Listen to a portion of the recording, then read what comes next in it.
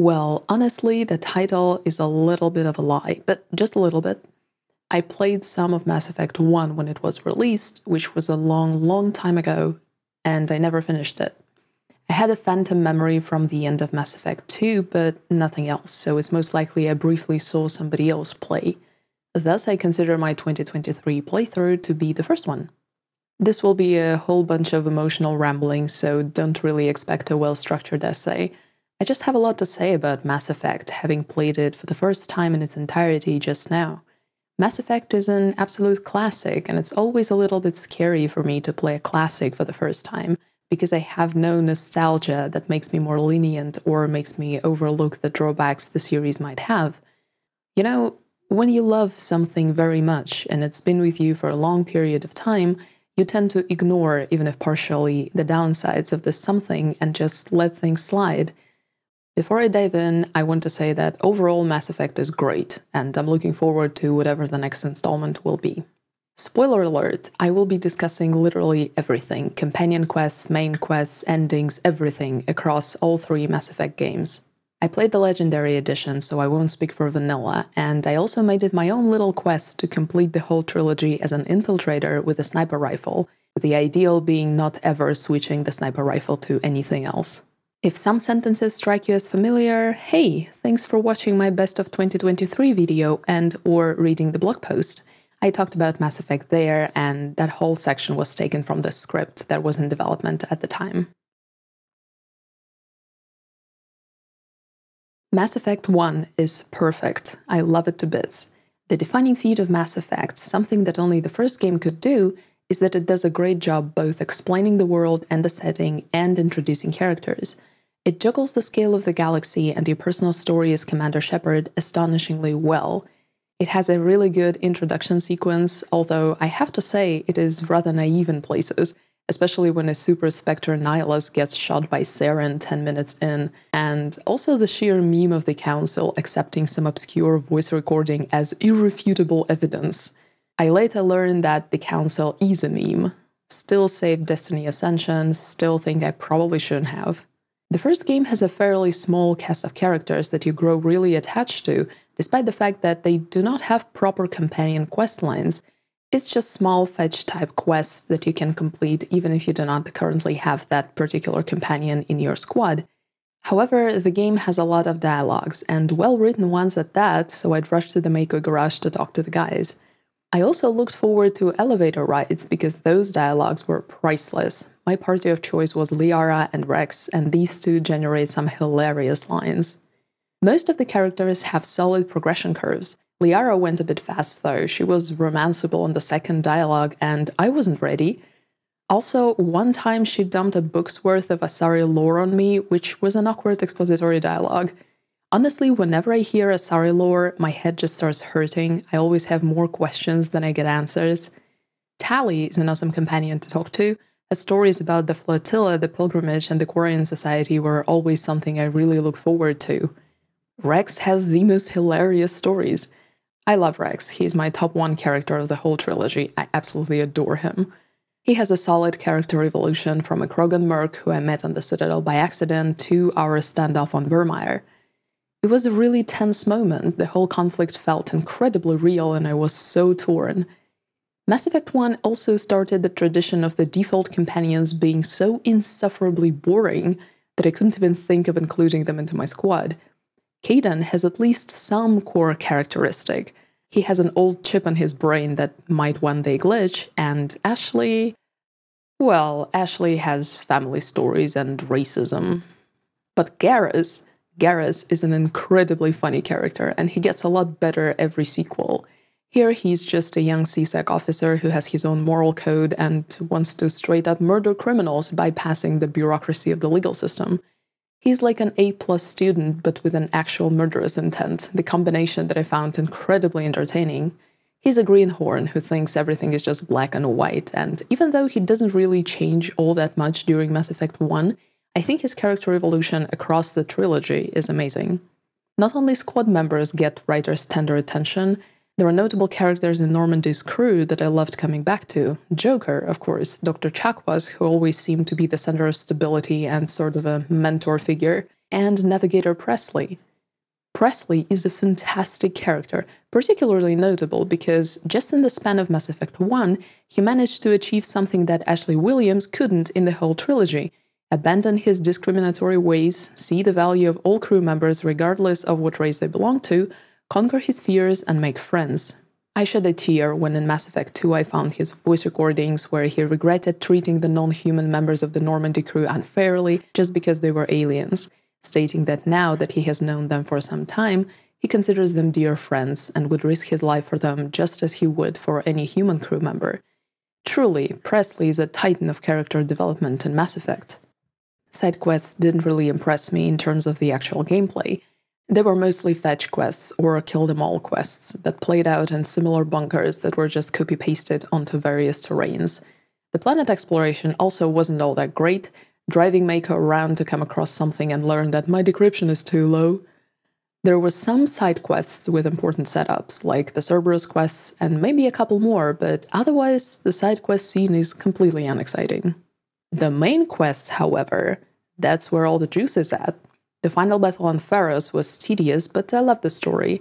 Noveria, Vermeer, Ilos, I cherish these memories because they feel like I actually was there saving people and then racing against time. I was completely blown away by the fact that the Citadel is a mass relay and the Keepers are actually sleeper agents of the Reapers. The revelations on Ilos and that conversation with Sovereign are burned into my heart forever. I loved every minute of it. Mass Effect 1 is also notable because it shows the tragedy of its antagonists. Didn't you race to Benezia to just kill another villain, but instead discover that she was a powerful and benevolent Asari matriarch, enslaved by the insidious will of Sovereign?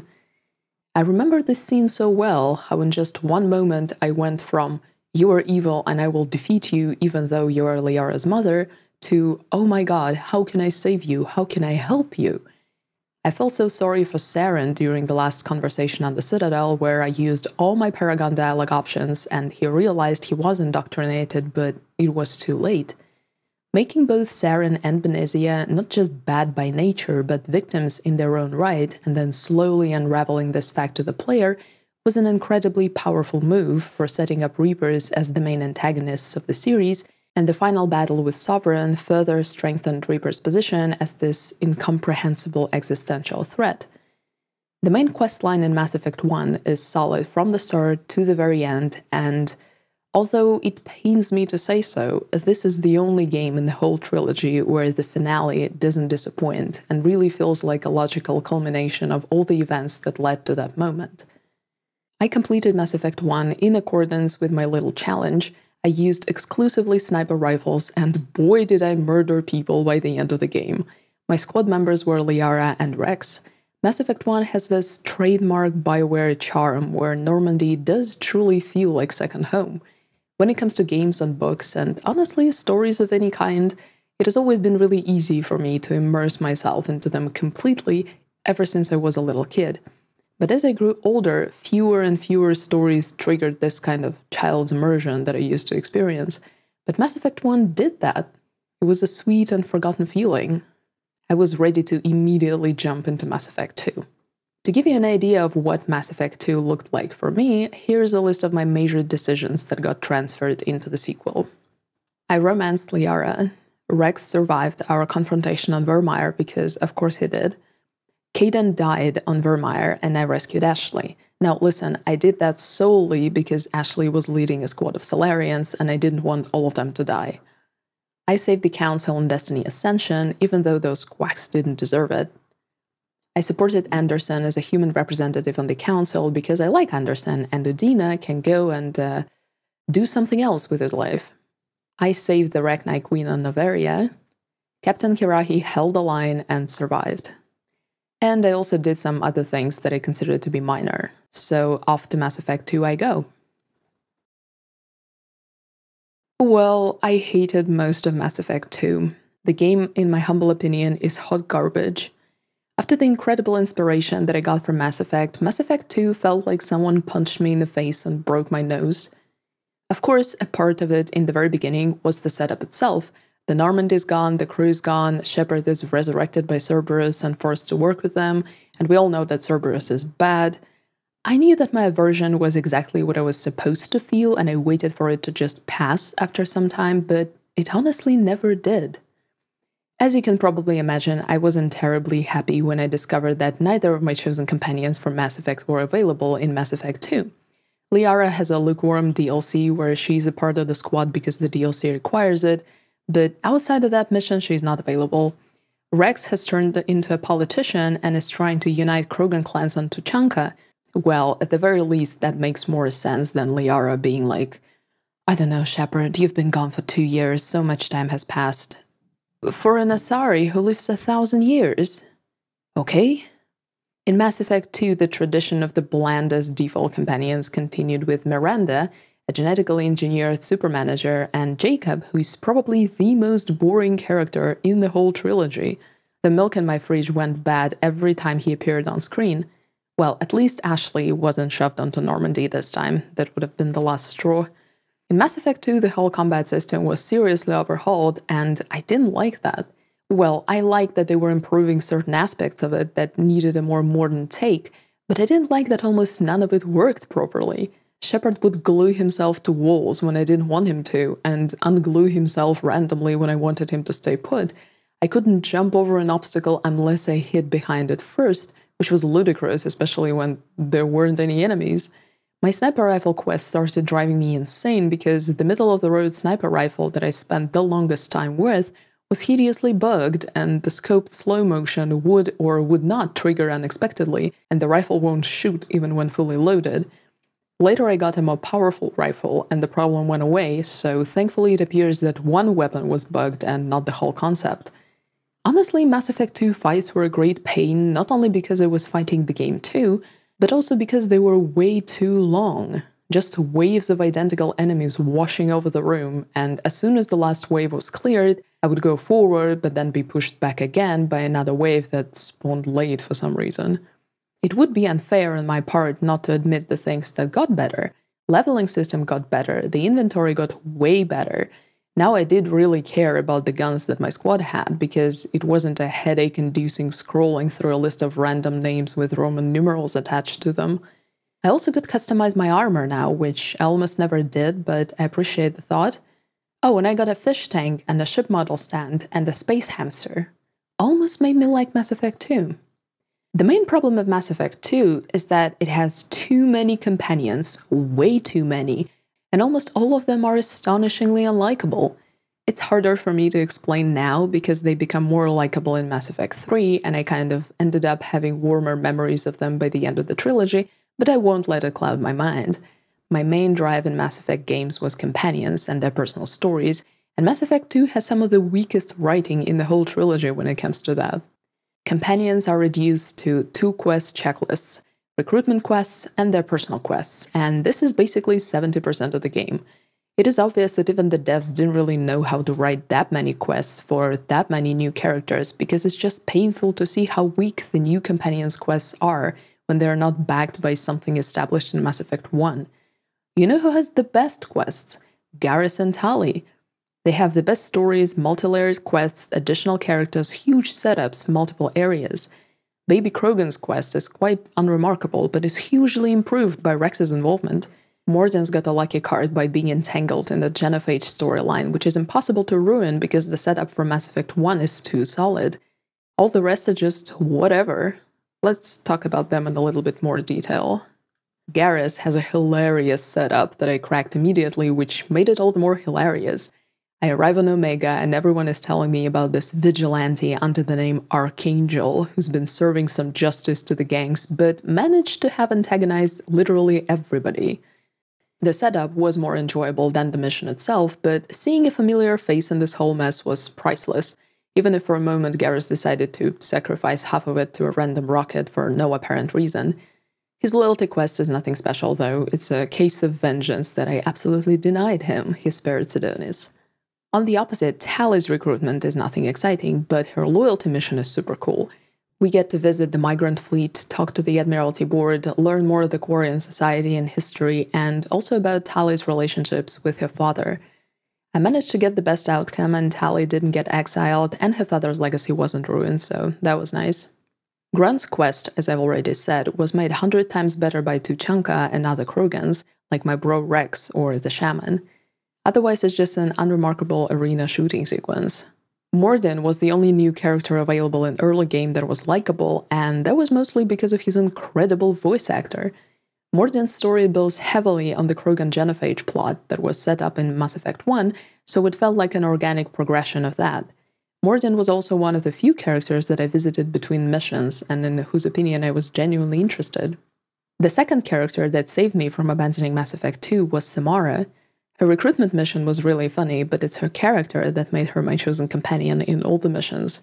1,000-year-old Asari Justicar cosplaying a strawberry. Her personal mission is kind of short and confusing. I'm really bad at social stealth, I guess, but she unloads a whole bunch of Asari lore, which is always a very particular sort of experience. Samara is great. Legion was also a curious character. It's a shame I got him super late. He was one of the few characters I was genuinely interested in. Thane isn't bad as a character, but I found his loyalty mission primitive. It's a whole lot of just stumbling around doing nothing. I enjoyed a few of our conversations, and watching his vivid flashbacks was always interesting, although a little bit unsettling. I didn't care much for either Jack or Miranda. Jack is mentally an 80-year-old child with a cliché superchild backstory, and Miranda is just tiresome. Kasumi and Zaid, two DLC characters, are very isolated. They just hang out on the ship, having no additional lines, even as we were going on the suicide mission. Kasumi's DLC mission was okay. I don't like social stealth, but parts of it were entertaining. But Zaid's mission is straight up boring. It's the second worst in the whole lineup. You know who has the worst loyalty mission? Jacob. It's simply embarrassing. It starts off really strong, very much Lord of the Flies-ish, but it gets resolved in 10 minutes with the dialogue and the lines of, "Dad, how could you do that? I don't know, son, kinda seemed like a good idea. I'd rather watch paint dry." About halfway through the whole ordeal, I decided that I'd recruit everyone, do everyone's loyalty missions, install all Normandy upgrades because they look suspicious, as if we'll engage in space combat at some point, and then just go along the main quest. No wandering about, no side quests. I have to admit that scanning planets and mining them was kind of fun. I had to do quite a bit of that for the upgrades, and I didn't find it all that tedious. The main areas of the game didn't really impress me either. Omega is basically Deponia with attitude, and Ilium is a more pretentious Omega. Tuchanka is great though. I enjoyed every moment on that pile of radioactive garbage, but that's because I just love Krogans too much. They're good folk. While I was doing the last missions before going after the Reaper IFF, I felt like, the game kinda grew on me, albeit at this late point. I got some news from the Rachni Queen that I saved back in Mass Effect 1, I met the news lady from Mass Effect 1, got to shoot Conrad in the foot, which might have been the highlight of Mass Effect 2. It was good, and it felt good, but I always thought to myself, I enjoy these things because they were established in Mass Effect 1. But towards the end, my heart kind of melted, and I was like, okay, maybe the game is fine, and it just took me an unusually long time to see the bright side. And then I got to the suicide mission, and for a moment there, I thought I would flip my desk because of how dumb it was. My squad of choice was Samara and Baby Krogan. I found it comfortable to go on missions with them, and I was interested in their input as the youngest and the oldest members of the team. I couldn't wait to take them on the suicide mission and go through it with them. So we go. I put Tali into the ventilation. This was that phantom memory that I had from many years ago, Tali in the ventilation during the suicide mission. I took Grunt, my strawberry Justicar, and I proceeded to play through the whole mission using my best judgment as to who needs to be doing what. Turns out, the game didn't give a damn about my judgment because there was only one way for me to play this mission if I wanted everyone alive. Just a reminder, I had all companions and all of them were loyal. I thought Miranda was a good pick to lead the second squad, and indeed it turned out to be a good choice, or rather a good guess. As we proceed further, we find the survivors from the last Collector attack, including Normandy crew members, and I need to pick someone to escort them back to the ship. I reckon it might be a dangerous endeavor, they can get assaulted on their way back to the ship, so I need to send someone strong who can protect them. So I send my trusty boy Garrus. Next on the agenda is choosing who'll maintain the biotic field as we move deeper into the area. Miranda says any biotic could do that. Spoiler, she's wrong. And I choose Jack because I haven't interacted much with her during the game and I want to see how she does. And lastly, I need to assign a leader of the distraction team, a role similar to that of Miranda in the first part. Now we are much deeper in all this mess, and I figured that the next stage would be probably much more brutal, so I doubt that Miranda will be able to succeed. So without missing a heartbeat, I choose my Super Asari, my strawberry Justicar who's been dishing out justice for the past 1,000 years across the galaxy, and is possibly one of the deadliest creatures out there. I send her, take Baby Krogan and someone else from the rest of the team, and move out, pretty confident in my decisions. This all happened on stream, and as I was on my merry way deeper into the collector base, the chat told me that Samara doesn't fit the role, she will die. And I was like, oh, what? But why? She's possibly the most capable warrior of all. How could she fail in leading a small team to distract the enemy? She probably could smash them all herself. It was kindly explained to me that she's a Justicar who's been leading a solitary life and she's not a team player at all. Then it made even less sense to me, because why would she die if she's a bad leader? Someone else should die because of her incorrect orders or something. As I later discovered, she's not the only wrong choice here. You basically have no choice. You must pick either Miranda, whether she's loyal or not, or loyal Garrus, who in my case was already chilling on Normandy, or loyal Jacob, who is basically furniture. I forgot he was even with us. So I load my save file and replay the whole thing again, only this time I pick Miranda as the leader. Alright, great. I pass the next checkpoint, everyone is alive because of the impeccable leadership and team playerness of Miranda. It's all going very smoothly, except for me being very mad. Luckily, I don't have to make any more choiceless choices. I need to just select my squad that'll be with me until the end, and the rest of the crew will stay where they are, defending the door. Of course, I choose my Baby Krogan Grunt and my Asari Justicar, who apparently hasn't picked up any team skills, even though she's been with me on every single mission ever since I recruited her. I've been waiting for this the whole game. I bonded with these guys, and I chose them to be with me during these epic moments. Great. Off we go. There is a bunch of tedious fights that I go through with my super squad. Then there is an unexplainable human reaper, and I didn't even understand what it did because it didn't hurt me once and I was shredding it with a sniper rifle. As I am nearing the end, the chat goes, "We think Morden will die defending the door." I wish I could have seen the backflip that my face did that moment. I couldn't even understand what the sentence meant because I wasn't really thinking about Morden the whole mission. Why him? Why would he suddenly die? I did his loyalty mission. I talked to him more than I did to anyone else. Why him? Turns out that Morden dies because of the dumb chart where every crew member has an innate value that can be increased if they're loyal. Then you take all the values of all the crewmates that you left to defend the door and calculate the average value. Loyal Zaid, Garrus, and Grunt add most juice to the final value. But I sent Garrus to Normandy and took Grunt with me, so there is only Zaid at the door. Samara is in the next tier, granting a lower value than the first three, but still more than some others, and I also took her with me. So my average value of all the crew members left to defend the door wasn't great, and if it isn't, they start dying according to a dumb list, and Morden is the first to go. The only way to save him is to load the game again, and take him with me to the final battle that he will survive. But then Tali is in danger because she's next on the list. So to be on the safe side, I need to take both of them into my squad, and that's the only way for everyone to survive. Of course, you could send Morden to the Normandy, but I definitely wasn't going to load the save file from an hour ago. So I loaded again, pretty dead inside, took Morden and Tali and did the tedious stuff again with the crew members that I did not want in my final battle, just because of some stupid chart that I, with my preference and good judgment, just couldn't beat. You might say that I cheated by save loading and I should have faced the consequences of my choices. Nope, those weren't choices, those were wild guesses.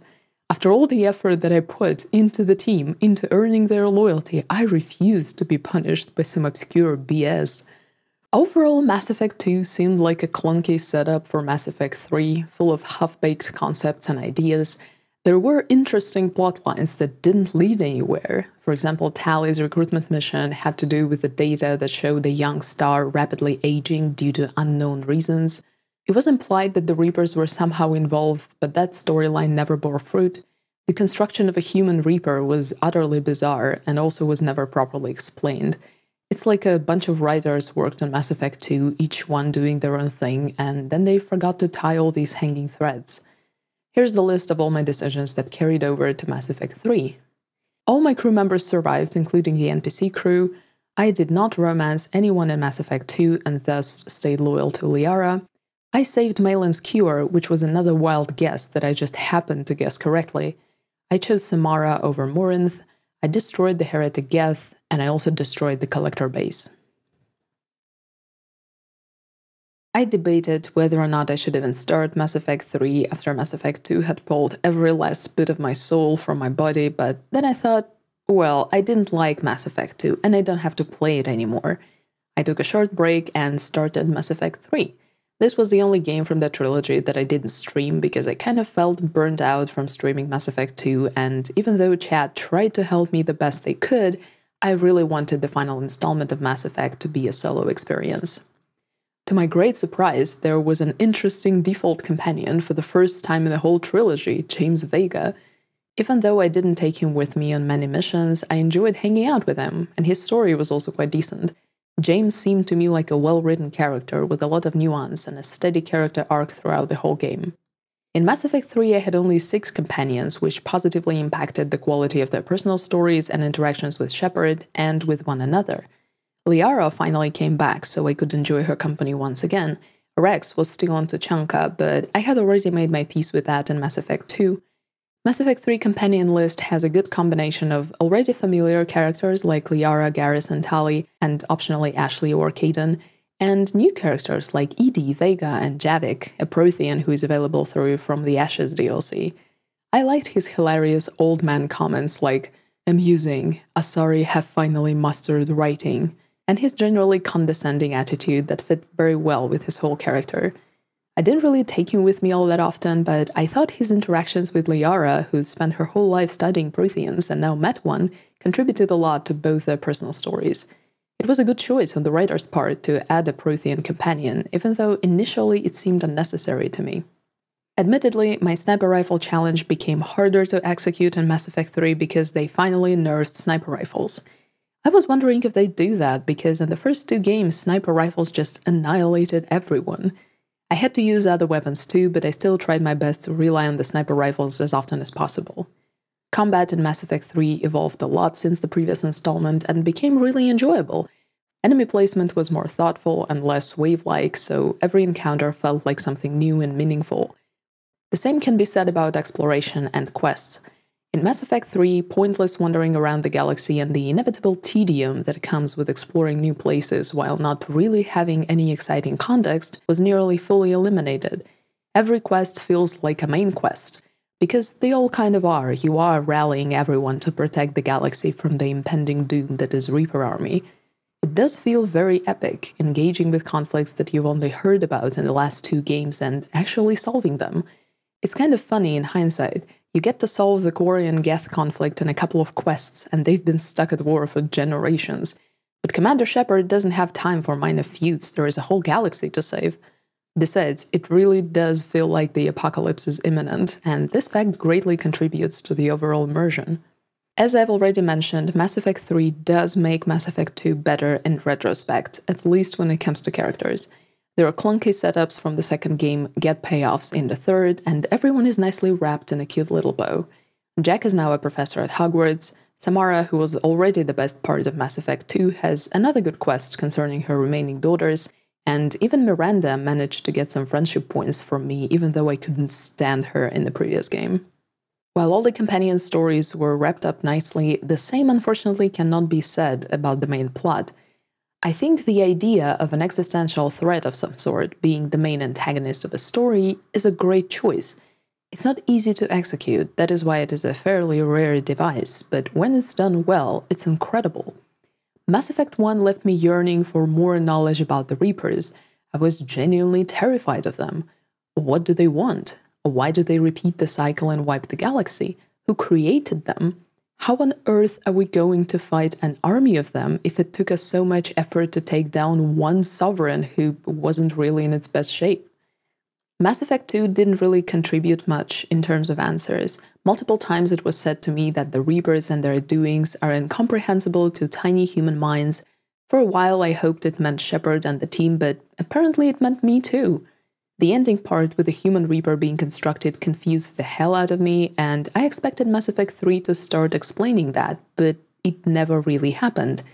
The brief explanation that Reapers construct new Reapers based on the last purge cycle raised more questions than gave answers, because there has been a bunch of cycles, but all Reapers look the same. In the end, Mass Effect 3 did give an explanation about the origins of the Reapers and their purpose, and I swear I'd rather not know. But since I cannot really unhear it, in case you've forgotten or didn't know, there was an ancient AI created a zillion years ago by a very advanced spacefaring race called Leviathans that ruled the galaxy. This AI was tasked with solving the problem of organics and synthetics killing each other, which already raises a bunch of questions, but whatever. Then, as is customary, the AI revolted, slaughtered almost all Leviathans, and constructed Reapers in the likeness of Leviathans. But it kept operating according to its initial protocol, solving the conflict between organics and synthetics by wiping the galaxy every 50,000 years or so. Not a very delicate approach, is it? Somewhat crude. The thing is, I solved this conflict mid-game. The only synthetic race in the current cycle is the Geth, and they were in conflict with the Quarians, and I solved it. They will live happily ever after. And yet the Reapers are still a threat because their protocol is ancient and could use an update. It was honestly amazing, in a way. The Reapers went from Lovecraftian existential horror to confused, bugged software in a matter of hours. I was watching it unravel after being invested into their storyline for 3 games, being like, whoa. It was an utterly cathartic experience, the only way I can describe it. It was so anticlimactic. The disparity between the setup, the suspense, and the expectations, and the revelation was so wild that in its own way, it was beautiful. While I cannot really imagine the worse way of treating the whole Reaper lore than what ended up being canon, I cannot deny the entertainment I got out of it. It was amazing. I didn't like a single ending because none made even a modicum of sense, so I went with the green one as the most acceptable out of the bunch. I got Cyber Krogans. I have to admit that I quite like the post-credit scene that occurs if you choose to walk away, Liara's recording telling the next cycle that we failed to stop the Reapers, but maybe they will be able to. It was bone-chilling. I liked Mass Effect 3. It completed the story in quite a convoluted way, and many things either didn't make sense to me at all or prompted a dozen of questions with no answers, but honestly, I was so invested into the characters and the fate of the galaxy. I didn't really care that much about Reapers being the dumbest AI in history. I cared about the Geth and the Quarians, I cared about Krogans and the cure for the genophage, I cared about my romance with Liara, and that was plenty. So here are the most important decisions. I had EMS of more than 3100, which means I had access to all the endings. Both Rex and Eve are alive, and the Krogan are cured of the genophage. Considering that Eve's life depended solely on a wild guess from Mass Effect 2, I was glad that I'm generally a proponent of preserving any form of knowledge. Vermeer's survivor, in my case Ashley, survived yet again, but I sent her to Hackett. Samara survived because she's my favorite strawberry Justicar. The Quarians and the Geth are at peace. I bet the Reapers never thought of the possibility. And I chose synthesis. Mass Effect is incredible in its moments, but not necessarily as a whole. When I think about it as a continuous, indivisible experience, I think about how the structure of the story started falling apart mid-Mass Effect 2, how the Reapers turned out to be a crude AI unable to even detect if the problem it was meant to solve was present at all, about how the remnants of what could have been remained forever trapped in Tali's recruitment quest for Mass Effect 2. As far as I know, the plotline about rapidly aging stars was meant to be a big part of the story and of the Reaper's lore. I think about the combat system that was okay in the first game, although the equipment was super boring, then it evolved in the second game but was clunky and unwieldy. However, when I think about the greatest adventures I had in Mass Effect, I don't even know where to start. The memory of talking to Sovereign for the first time still sends chills down my spine. The mission where I rescued Liara, so naive and sweet then, when I first met Rex. Even though I didn't like Mass Effect 2, it doesn't mean that I don't have pleasant memories from the time I played it. The whole Garrus reveal was utterly hilarious. The Reaper IFF mission was great. The introduction of Tuchanka and Krogan clans was one of the brightest highlights, as was traveling to Migrant Fleet. The collective sum of these moments, and many others, is far greater to me than the overall cohesion of the Mass Effect story. The world building and lore of the galaxy turned out to be more important to me, and I felt like I was really living in this setting among these unique races. It was a great feeling. I would be amiss not to mention Commander Shepard specifically. He or she, I played as a guy, is a unique hybrid protagonist. On one hand, Shepard is a clean slate with some minimal biography that you can set up for him in Mass Effect 1 and then develop his character however you like. On the other hand, everybody knows who Commander Shepard is. I found him to be this unique mix of a character who has their own story with the world and established relationships prior to the start of the game, and just a default no-name RPG protagonist that you develop from scratch. I found it very interesting that even though technically you do shape Shepard's character by your decisions, the commander never loses integrity, and at his core, he's still this iconic character that everyone recognizes, whether Paragon or Renegade. I enjoyed playing as Shepard a lot.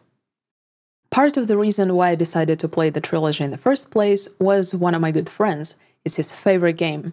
He replays it regularly, and he told me that once I've played it, I'll be forever stuck in the Mass Effect replay loop. And I said, nah, I don't replay games. But lately I've been thinking about it more and more often, especially while making this video. Despite its many drawbacks, this game has become very dear to my heart, and I'm not at all opposed to the thought of going back and replaying it, reliving the adventures once again. My friend was right. It's impossible to resist the pull of Mass Effect. Thank you very much for your time. There was a brief temptation to sugarcoat some aspects of this opinion piece, considering how Mass Effect is one of the most beloved gaming classics and how much I don't like when people yell at me, but then I thought, nah, there is no point in having a blog or a channel or anything really for expressing your opinion if you're going to lie about it, is there? I hope you enjoyed this video, and I'll see you in the next one. Take care.